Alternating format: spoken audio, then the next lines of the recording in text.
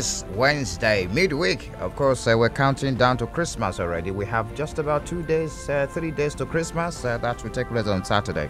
Welcome to the platform. This is the pinnacle of all discussions right here on Flow 94.9 FM.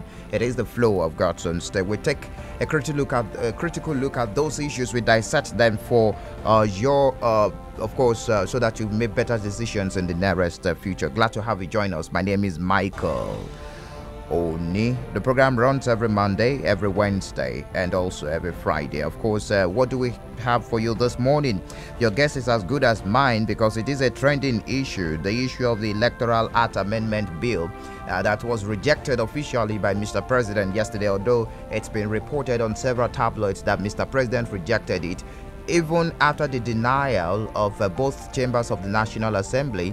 The letter of the president was finally read on the floor of both chambers of the National Assembly yesterday, talking about the red chambers and the green chamber. And the question we're asking this morning, even as we do the analysis, is: can the 9th National Assembly override Mr. President? Can the 9th National Assembly veto President Buhari on Electoral Act Amendment Bill? That's a very big one. You know, many opinion molders have come out to say this set of National Assembly lawmakers, they're rubber stamp, but them, they've come out to deny it severally. But after the president's letter was read yesterday, some senators came together and they began plans to veto Mr. President. In fact, about 73 signatures were gathered to veto the president. And of course, let me just give you a snippet from what happened on the floor of the National Assembly yesterday that led to a rowdy session at some point. Later on, they went into a closed-door session. I'm talking about the Red Chamber, and finally came out and said, yes, we will have to veto Mr. President. I mean, some senators anyways, although the House, the National Assembly has gone for holidays, both chambers, but this will definitely be in the public space for a while, just before it will be decided when they come back for legislative activities. The conduct of direct primaries across the 8,809 wards across the length and breadth of the country will lead to a significant spike in the cost of conducting primary elections by parties, as well as increase in the cost of monitoring such elections by INEC. In addition to increased costs identified above, conducting and monitoring primary elections across 8,809 wards will pose huge security challenges, as the security agencies will also be overstretched and such large turnout without effective security coordination. Why will Mr. President say he doesn't want direct primary? The country is not its own limited liability company. This is a country and this is a chamber. So the Senate ought to override him. By the law, we have the power to override him. We've got him more than 73% required to override the veto. I felt the National Assembly, which I am part of it, sent him a bill, which I participated in the drafting, going through the first reading, second reading, third reading of that same bill. So I feel flurry of reactions even as that letter was read yesterday. Despite taking time to work on that bill, the president rejected it. Let's go into the analysis this morning. Joining me is a member of the House of Representatives, of course, representing Ukwa East, Ukwa West Federal Constituency. Honorable Nkema Bonta is joining virtually this morning on the platform. Glad to have you join us, Honorable. Good morning to you. Welcome to the platform. Good morning, listeners. Good morning. Thank you. How did you receive the news? It was unexpected for some persons, while some persons it was not shocking because they were expecting Mr. President to refuse it. How did you receive the news of Mr. President's refusal to assent to that bill? The President's refusal to assent that bill did not come to me as a shock, because we had speculated from the past that he is not likely to assent to bill because the bill was made for the people and for the goodness of democracy. And I see the present government as anti-democracy. So it didn't come as a shock. for the bill. We had expected that for the first time we'll get the election correct and transfer power to the people. And transfer power to the people. That was why that was crafted. But as usual, some pressures, the fifth columnist put so much pressure on Mr. President that he declined assent. It was expected. The question is now, what is the National Assembly going to do? What are we going to do in order to remedy the situation?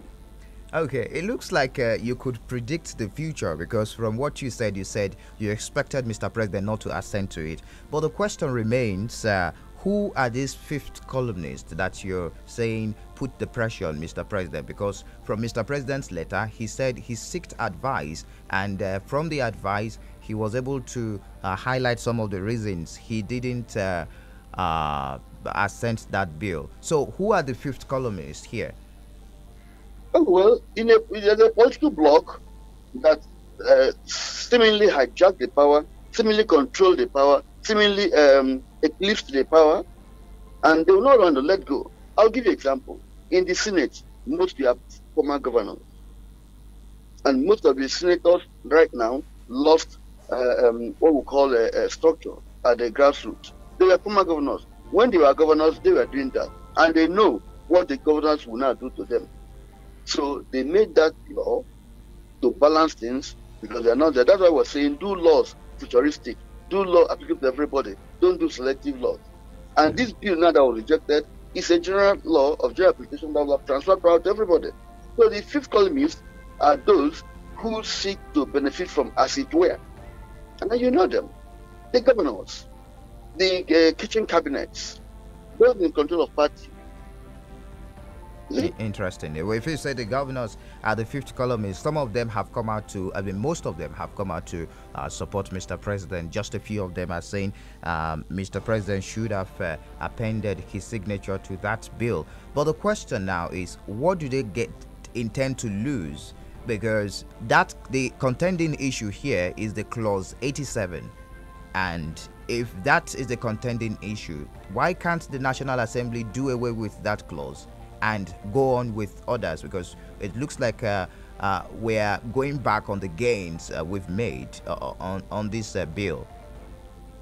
One, they are using that now, that 87 as it were, to scuttle that, to put away the baby and the bad water. That they're trying to do. That bill or that law were selectively and carefully crafted to take care of our electoral processes. If indirect or direct primary is issue, they can make it an alternative. Otherwise, National Assembly, just because we are seen as rubber stamp, we are felt to be so. Otherwise, Veto is still part of electoral process. Veto is, it's just like election tribunal, it's part of electoral process.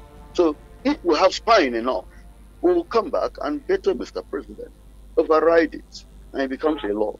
If we also think and believe that we did the main bill. So what is wrong if we are convinced that we did the right thing, that will not conclude the hog? NDDC was rejected by Obasanjo. The House went on and overruled Obasanjo, and that's why we haven't been act today. Okay, let's Representative Uzoma Bonta, let's look at some of the reasons given by Mr. President for declining that bill squarely. Now, the issue of cost, security, 4 reasons I was able to highlight. Okay, financial crimes, an existing party constitution. Maybe we should take it one after the other. According to Mr. President, looking at the cost issue, the conduct of the red primaries across the 8,809 wards will lead to a significant spike in the cost of conducting primary elections by parties, as well as increase in the cost of monitoring such elections by INEC.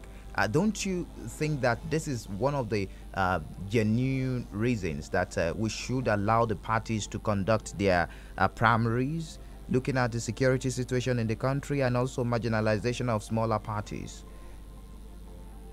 Genuine as it may look, it's a very flimsy excuse. Don't they monitor World Congress? Don't INEC monitor World Congress? Are they not telling us that they've not monitored it before? Do the government, do they finance political parties? Who is going to pay the bill of money? It's not INEC to monitor. Don't they monitor previous what conventions and congress will do? So what's the difference now? And then parties will be able to do that for them to supervise and see. That's okay. When you talk about insecurity or security challenges, whichever way you do it, would that remove security challenge? If you say delegate election, would that remove security challenge? If you say direct primaries, would that remove security challenge? If you say affirmation or consensus, will it remove security? Insecurity challenge? The challenges are there. They are just looking for it. Somebody who is drowning will also look for something to hold on to. APC government and Buhari are confused. I maintain and say that. They are confused. They are clueless, or rather, they want to scuttle that process for them to benefit from illegality of elections. Otherwise, the bill contains both electronic transactions and transmission and all whatnot. So why reject all? Well, I believe that in the word of the speaker, that the House will going to work on that January again and see. But I have my doubt. We don't have the political will. We don't have the political courage. We don't have the political spine to do what we ought to do. When people outside describe us as rubber stamp, not just rubber stamp without even good ink. It's strong. It's not good. Okay, I'm going to take you on the issue of political will maybe later on, but the timing is another issue. Questions are being asked why Mr. President waited till the last day before communicating his opinion, and he's making his opinion known. I mean, declining assent to the Electoral Act Amendment Bill. You are not getting me right. That's part of the antics to come at the late hour when we have gone on vacation, so that we'll have no other way of convening. Okay, because he had 30 days to sign. He waited until the 29th day to tell us. So, is there any good faith in that? Is there any good faith in that? Does he want that to come? Can't you see that the kitchen cabinet was planned, proposed, tailored it, and figured it in a way that it will be aborted? Okay, with your analysis this morning, it looks like you're painting it as an APC affair, looking at the internal crisis affecting the party. You know, this bill, as it may be, is to strengthen our democracy and, of course, deepen internal internal democracy in political parties. Now, and you, with your analysis this morning, it looks like you're saying that the crisis in APC has been extended to affecting national issues. Example, this bill. You painted the picture very correct, but I'll add more colors to it. The APC governors were the first to say Buhari, President Buhari, don't sign. They are the first who lobbied and say, why will it be? The APC also came to say this is a sectional law meant for some persons. They had their projections. So the APC now, I call APC because they're the government in power. The kitchen cabinet of Buhari is APC. The internal crisis, some want it, some don't want it. Those that want it don't have the kind of powers those that want it have. You see the problem now? So the internal crisis is reflecting in that bill.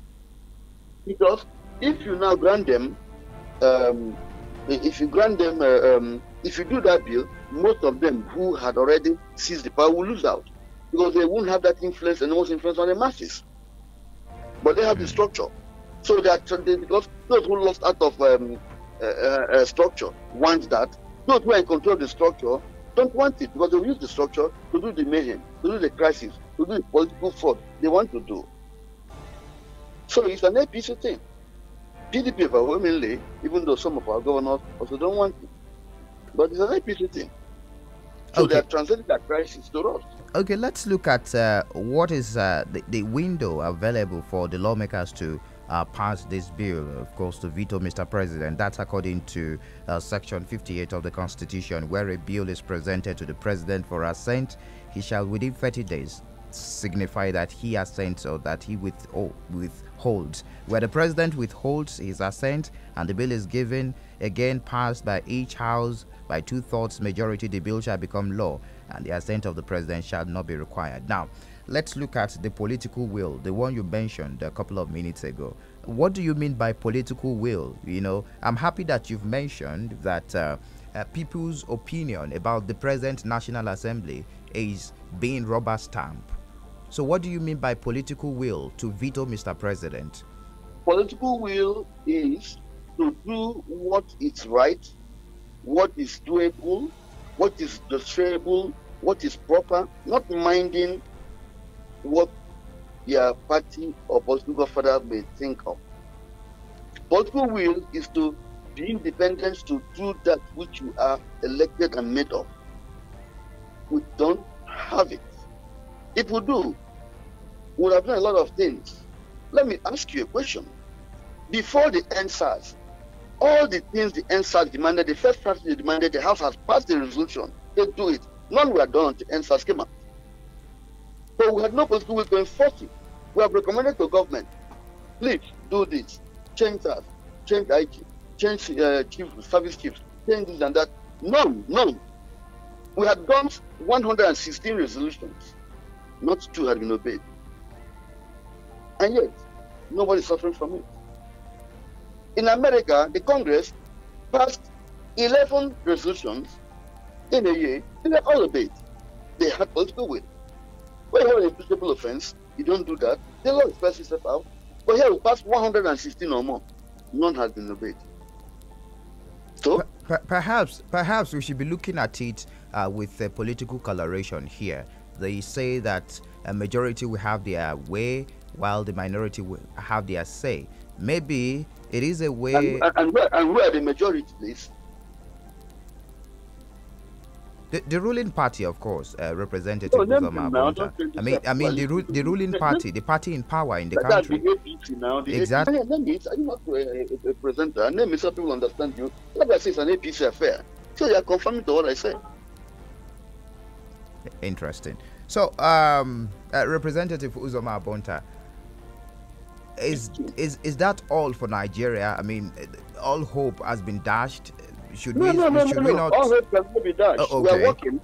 We are working. We are going to revisit it and see how we can accommodate the concerns of Mr. President and the President, because I do not see my colleagues going the line of veto.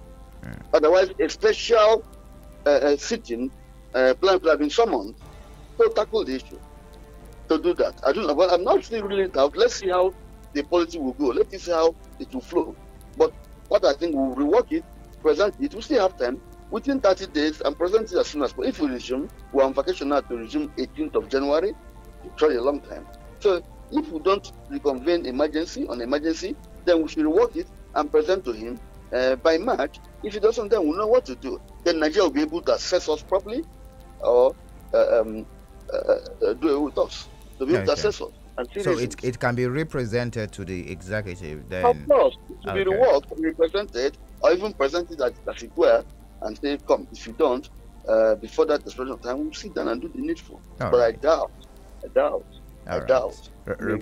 Representative Uzoma Bonta, I want to really appreciate you for your time this morning, for speaking to us on the platform. Thank you very much.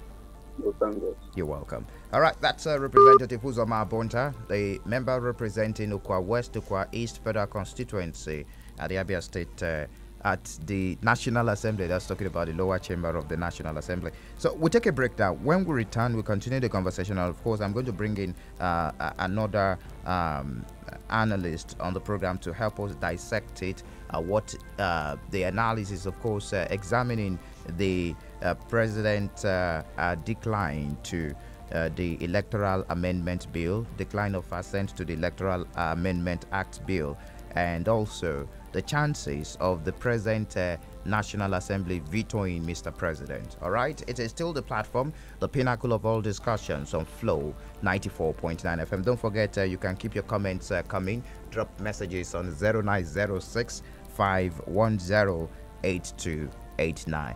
You can also drop your comments on our Facebook page. We're live on Facebook. That's facebook.com/Flow 949 FM. The president has not objected to direct primaries. Neither has he endorsed indirect primaries. There's been this exaggerated expectation that direct primaries is going to provide all answers to whatever electoral challenges that we have faced. All the reasons that Mr. President advanced concerning the support for he withholding his assent.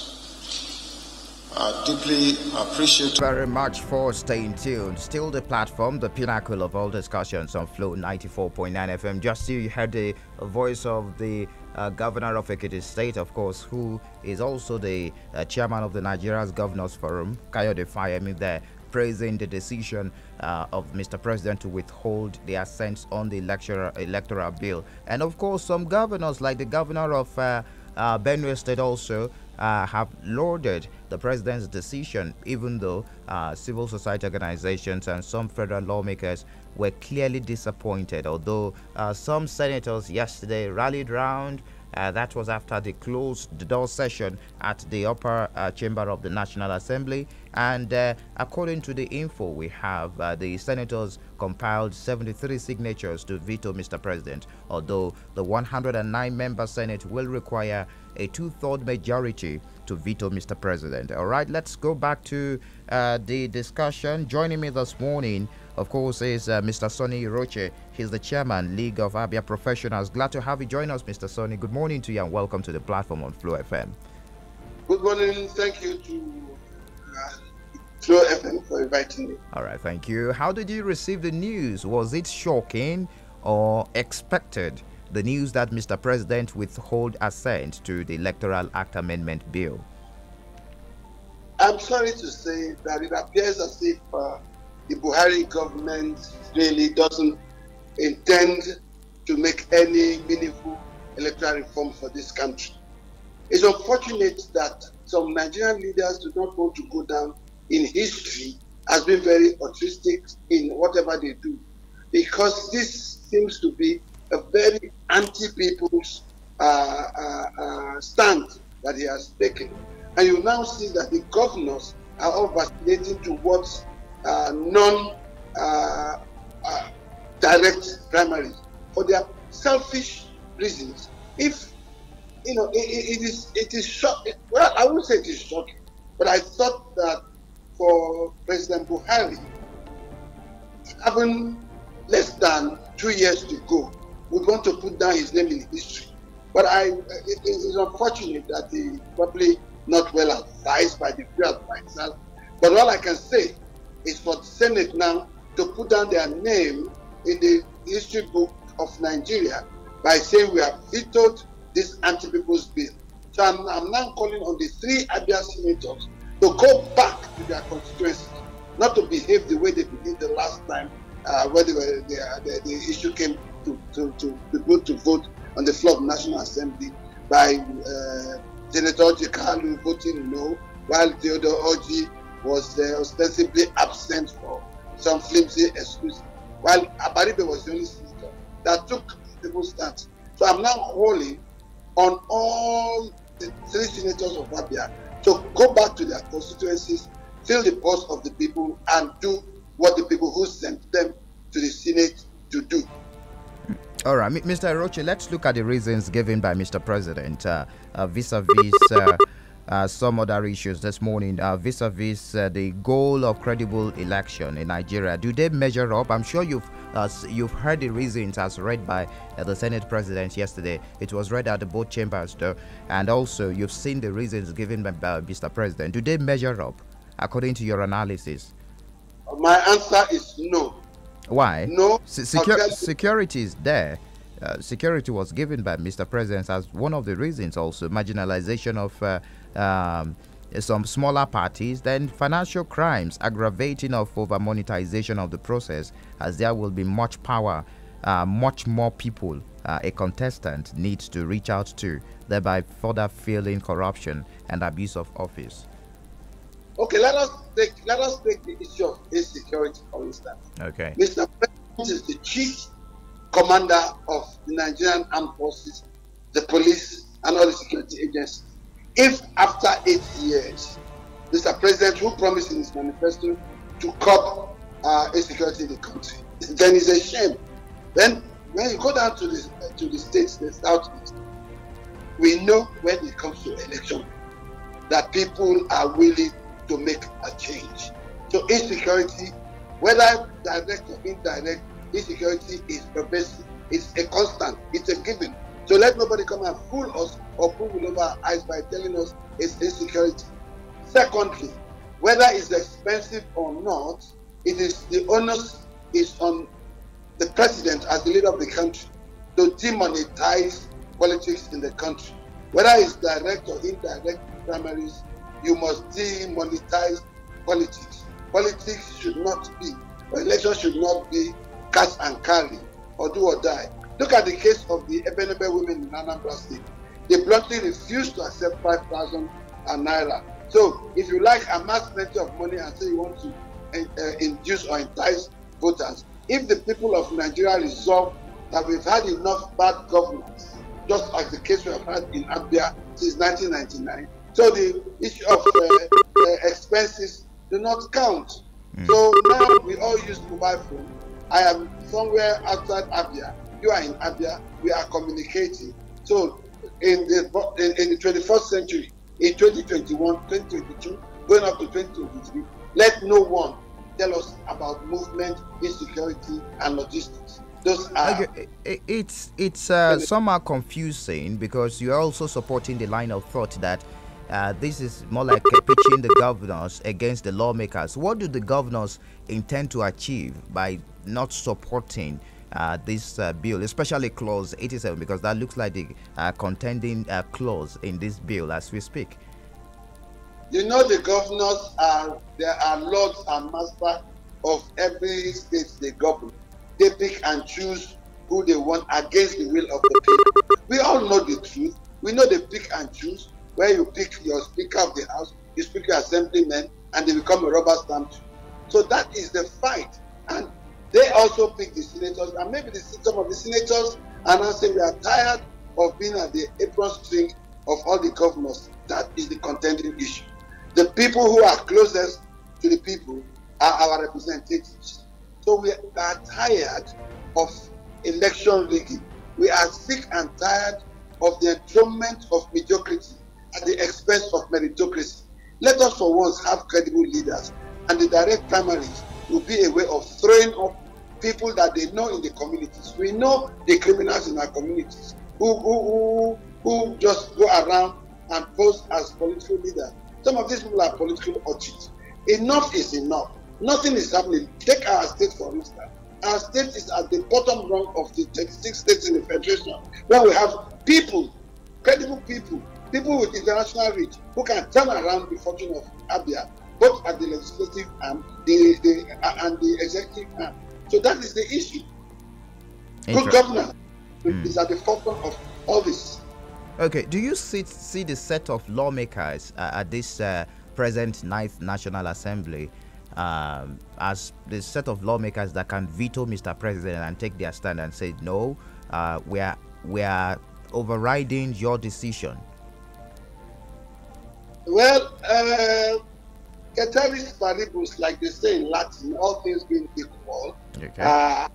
We expect the senators to go back to their constituencies. In the UK Parliament, it's called a surgery. Go back, organize a surgery, a focal group, talk to your people.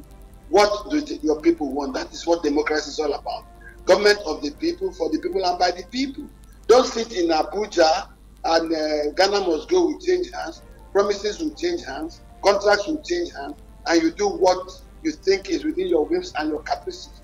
No, you must go back if you want this democracy to succeed, and if you want this democracy to be long-lasting. We should not appropriate and arrogate to ourselves the all-knowingness. Let my senator, Abia Central, T.O., come back to us in Abia Central and ask us how we want him to vote. Let Ojus Okalu go back to the Abia North and ask them what they want and what they think. And let Enya Baribe, who of course always aligns himself to the will of the people. Interesting. All right. I want to really appreciate you for your time this morning, Mr. Sonny Roche, the chairman of League of Abia Professionals. Thank you very much for sharing your thoughts with us this morning on Flow FM. You are most welcome. Thank you for a good job your station is doing. Thank you very much. We do appreciate you. All right. It is time for you to share your thoughts on the topic of discussion this morning, the Electoral Amendment bill, of course, that the president has refused assent, and we've examined that bill with the help of our analyst this morning. And also, the big question is, can the lawmakers, the lawmakers at the 9th National Assembly override Mr. President and veto the Electoral Act Amendment Bill? You can join the conversation. We're live on Facebook. Drop your comments there. You can also drop your comments on our SMS line 0906 510 8289. Just as you can also call, and you will be connected live in the studio 0808 182 6949 or 0811 605 2949. Hello, good morning to you. Welcome to the platform on Flow FM. Yeah, good morning. You're welcome. Yeah, Mike, with the compliment of the season. Thank you very much. Same to you. Yeah, I am Pastor Stanley Carlo Emeto. All right, I Pastor. believe you see people house here, but I'm residing Umuru, Umehim, Umogorum, Vasisia Langa South AGA. All right, Pastor, you're welcome. Thank you. What I want to say as regards this election amendment issue. For me, President Buhari, the only landmark that he should leave or legacy that he should leave for us is to sign that bill into law.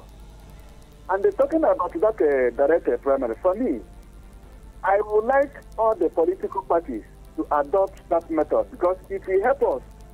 It will help us to know the exact person that we are voting for. Because if these governors now are trying to tell him, being president, not to sign it, it is not a good omen.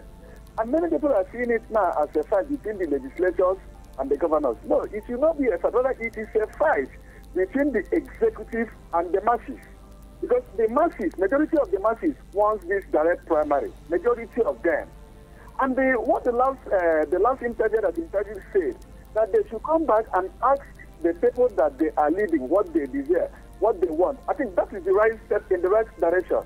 And for them to say it is the APC governors, APC arrangement, no. Because I vividly remember very well that when this electoral amendment was passed, at the first, it was Kola Olabodi and the PDP's publicity secretary that first rose the issue of this direct primary, that they don't want it, that parties should allow to do their own primary. It is not an APC affair, the way I look at it. Rather, it is both PDP and APC, all of them, it is their affair. They don't want that direct primary. All right. So it is let us not move politicians and leave it for only APC. So the truth must be told. Direct primary is the best option. All right, so that Pastor. Nigeria will move forward. Thank you for sharing your thoughts with us.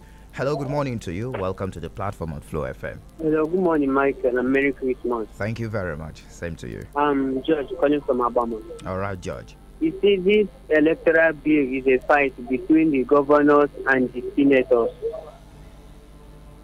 Hello, Michael. Okay, yes, I can hear you. Why do you say so?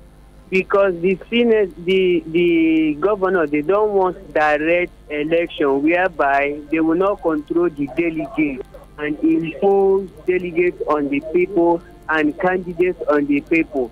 And on the other side of the senators, they want to return to the house again. That's what I'm saying. Okay. Interesting. All right. Thank you for sharing your thoughts with us also. Hello, good morning to you. Good morning, Mr. Mike. You're welcome. Good morning. Thank you for joining us. Yes, my name is Mecca. All right, Mr. Emeka, good morning to you. Michael, I am so happy for the topics this morning. And I want to say that what we are suffering today, you can witness it now. The governors, how will they be in support of what the Mr. President has just said? In fact, that is to tell you that Nigeria, we are still lagging behind as regards to democracy. You see, these are the will of the people. And look at how they want to frustrate the wills of the people. So, Michael, I may support that if these people, the House members, they really want to make sure that the people are happy.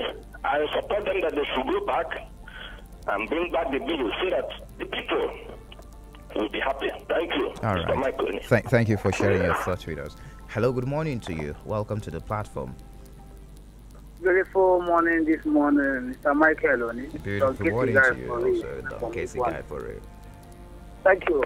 Mr. Michael, I think it's good that it was coming out from the speakers several times they repeated it, that our lawmakers, especially the upper chamber, are overtime, and there's no two ways about it. Nobody should dispute the part. Now, can you just help me and point out since the assumption of this government of APC, any public, people's public opinion or view that they have given concern? What am I trying to say? You know, look at it. When people are asking for this thing, something to happen, people direction, people demand, or people's view, they will not allow it to happen. They will not allow it to come to be. Do you know why?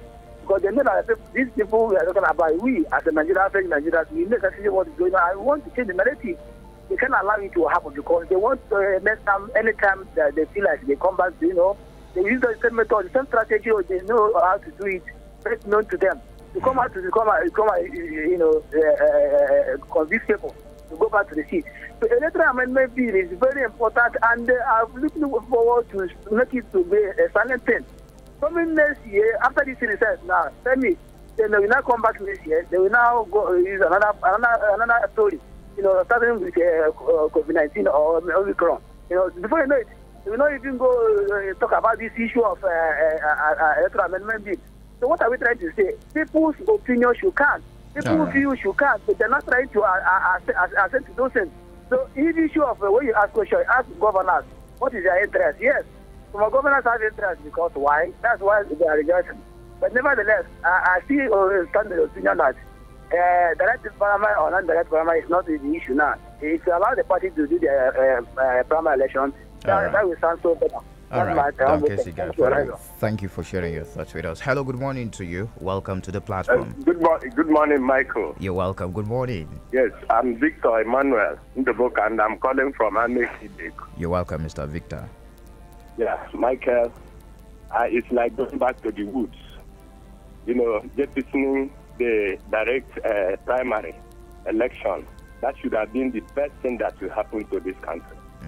Direct primary would have been the best thing that will lift Nigeria out of the doldrums that we have found ourselves. We have had leaders that have used indirect primary through delegates to sustain themselves in power, to make sure that others are being suppressed. We are praying that God will use the legislators to pull us out of this quagmire that we have found ourselves, so that Nigeria can move forward. Look at the governors like a vulture. They are waiting to make sure that they catch up and impose. When they are leading, they will impose on the people stooges that will continue to rape the entire people of Nigeria. Democracy is about the people. Let them use a referendum. If the National Assembly fails, I think the worst is going to happen. We will go to the street. We will go to the street to make sure that all Nigerians participate in election. You cannot use an indirect election where people will use delegates to impose leaders on us. Where the money bags will now, from what they stole from the treasury, they will use it to maintain themselves enough. This is like practicing feudalism. The feudal law, the king and the Lord maintaining themselves in power and using others as slaves. That is how we have found ourselves. All right, Mr. Victor. Why the government has continually not paying workers in all the states. Let us go back to the drawing board. Let's get these people to allow us to have a say in the governance of this country through direct election. That's my contribution. All right, thank you very much, Mr. Victor, for sharing your thoughts with us. We do appreciate it. Hello, good morning to you. Hello, good morning. You're welcome. Mike, thank you. You're welcome. My name is Ugonna Eric. Ugonna Eric, it's been a while. Did you travel? Well, I've been very, very busy. All right. But I'm a bit free now. Thank you. I've been under the weather too. All right. Yeah, thanks. First of all, let me appreciate the submissions of the very cerebral minds they have, featured this morning. Their submissions were very intelligent, and they have spoken like Democrats, spoken the minds of majority of the people, and spoken, not necessarily along party lines. but what democracy should be about. But my worry is this: those who are against these direct primaries, who did they represent? What are they speaking for? And who are they speaking their minds? Because overwhelmingly people are interested in this direct primary thing, and as part of the things that will bring us out of our present electoral wood. I don't understand. Let the president be conscious and anxious of the legacies he wants to bequeath to Nigerians and what he would want us to remember him for, and the posterity too. I think it's a deliberate act, honestly. Look at the timing of it. Like the people you interviewed said, if you knew you were going to sign, why waste all the whole 1 or 2 days? You stand it back and say, look, this is my own problem. You don't wait until the dying minute. And then look at the challenges: security, finance. Which one is less expensive? Where at what time? Who does security lie within his or her hands? So they should spare us some of this. Sometimes they look like gory details that we are not interested in. We want to move this nation forward, and I think it will be a collective responsibility. The desires of the people, democracy, government of the people, the people. It's not a government of one man. It's not a government of the National Assembly. It's government of all of us Nigerians. We want to better this nation and make it better for everybody. I'm very much saddened that sometimes we throw. But do you see the set of lawmakers that we have now as those that can veto Mr. President? They don't have the muscles. You remember the man that you interviewed? He told you he went memory lane, telling us about when we were talking about this electronic transfer and whatever. Some of our people who we thought we were having confidence, they chicken down when it matters most. Right. Now you see them, now that they're on holiday, they will be doing all their normal things, consulting and then, playing politics. At the end of the day, they come back and another voter thing will overtake this thing, and you just cover it under the. All right, Mr. Ogona. Thank you for sharing. Let's move this nation forward. That's what I'm interested in. We do appreciate you. Right. Hello, good morning. Good morning, Michael. You're welcome. Good morning to you. Yeah, it's on the line. I'm calling. All right, welcome. Thank you for joining us. On whether the National Assembly has the power to override presidential assets, they have that power. Constitutionally, they have that power. But my fear is that the crop of legislators who have a National Assembly, majority of them, I'm sorry to say this, are not men of honor. They do not have that political will to override the president.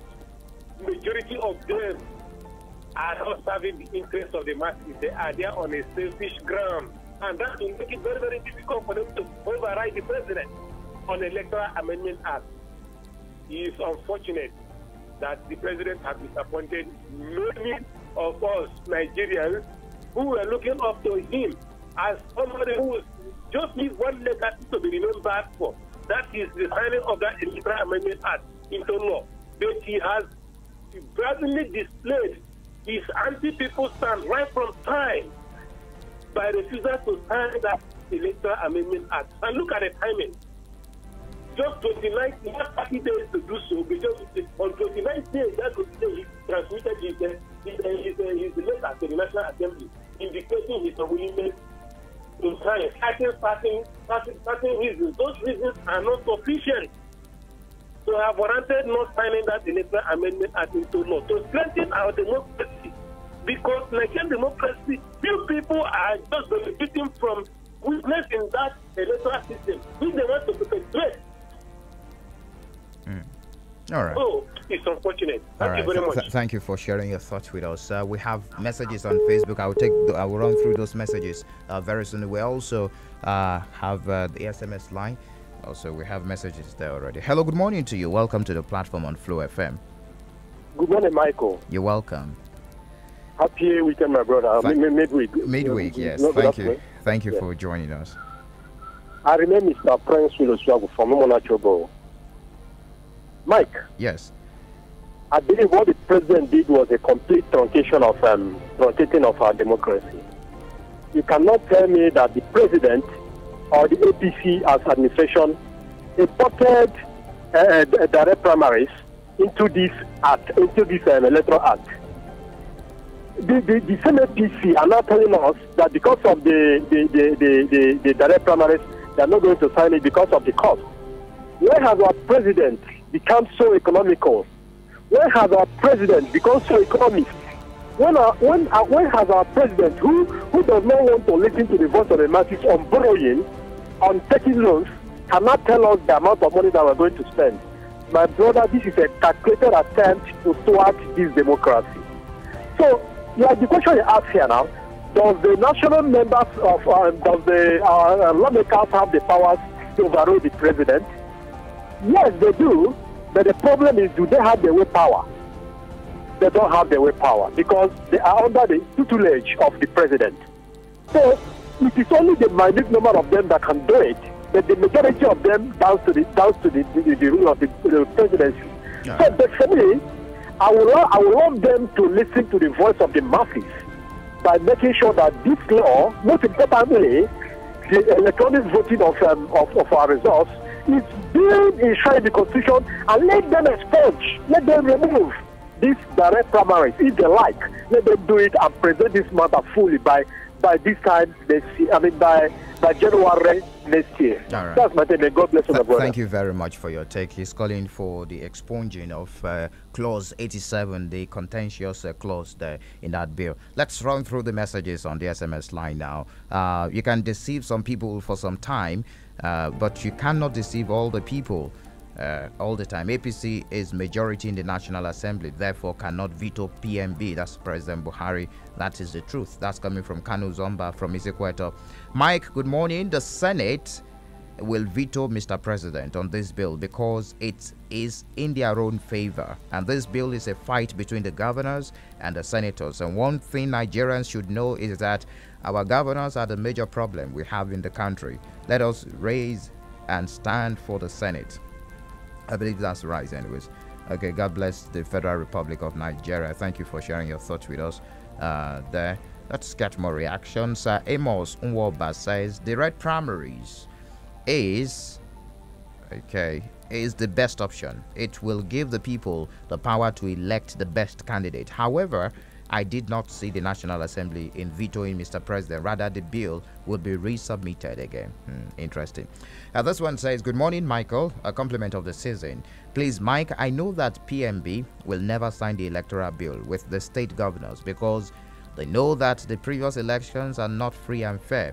Governors always decide their successors and not the masses. Chinaza Jonah from Isialangwa North. This one says, I doubt the possibility of that bill going through. APC has the majority in both houses. Egbe Harrison from Ahaba, Imei. This one says, Mr. Abonta has spoken very intelligently from a cerebral perspective. Let those who have the nerves to be bold to speak truth to power at all times and in all circumstances, no matter whose ox is God. In the final analysis, history will judge every one of them according to his or her work. That's coming from Ugona. On our Facebook page, that's the digital platform, we've got this coming from Chinedu Okafo. Chinedu says, I doubt the present National Assembly has the audacity to override the signing of the Election Amendment Bill. The president should allow the will of the people to prevail this time. It's unfortunate that some of our leaders are so selfish to stand for the people they represent. When you fail in the responsibility as a leader today, your generation will suffer your mistakes tomorrow in the hand of another unknown leader. Ambassador Aiko Keke on the Facebook page also says, representative from Oboro Tutu. Good morning. Mr. President refused to sign it into law, then the National Assembly members should go ahead and override the president and veto on the Electoral Act Amendment Bill. If both Mr. President and the National Assembly members decline it, history will never be kind to them. All right, that's it. We do appreciate you, especially our guest, the member of the House of Representatives, Honorable Nkem Abonta of Ukwa West, Ukwa East Federal Constituency, and Mr. Sonny Roche, the Chairman League of Abia Professionals, for joining us, of course, for helping us with the analysis, of course, examining the President's decline for assent to that bill. And also you for joining, for listening, for sharing your thoughts with us, both on the digital platform and the terrestrial platform. We do appreciate you. The program returns on Friday, which will be the last edition for the week, and that will be Christmas Eve. Interesting. Merry Christmas, anyways.